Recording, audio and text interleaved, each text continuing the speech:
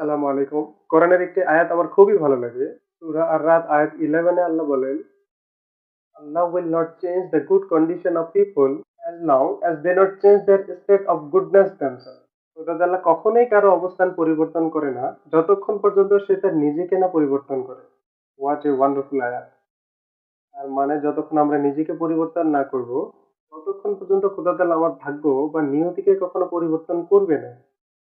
১৩ নম্বর সূরাতে আল্লাহ স্পষ্টভাবে বলে দিয়েছেন। এবার কথা হলো, আমরা আমাদেরকে পরিবর্তন করে অনেক কিছুই করতে চাই। যখন আমরা করতে পারি না বা কাঙ্ক্ষিত জায়গায় পৌঁছতে পারি না, তখন কি করি? তখন বলে দিই যে আমার কপালে নেই। বা কেউ বলে আল্লাহ ভাগ্যে রাখেনি। একটা বারের জন্য কি ভাবি যে আমরা পরিপূর্ণ চেষ্টাটা করেছি কিনা? যথাযথ চেষ্টা যেটা আমার করার প্রয়োজন ছিল সেটা আমরা করেছি কিনা? যদি সঠিকভাবে সঠিক নিয়মে আমরা আমাদের মতো করে চেষ্টা করতাম, অবশ্যই খোদা তাআলা আমাদেরকে পরিবর্তন করতেন।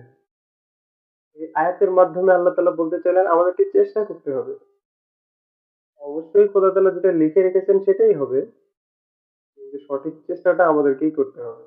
তাই নিয়তি বা ভাগ্যের উপরে দোষ না দিয়ে নিজের মতো করেই চেষ্টা করে যাই। খোদা তাআলা অবশ্যই আমাদের চেষ্টার ফল দিবেন।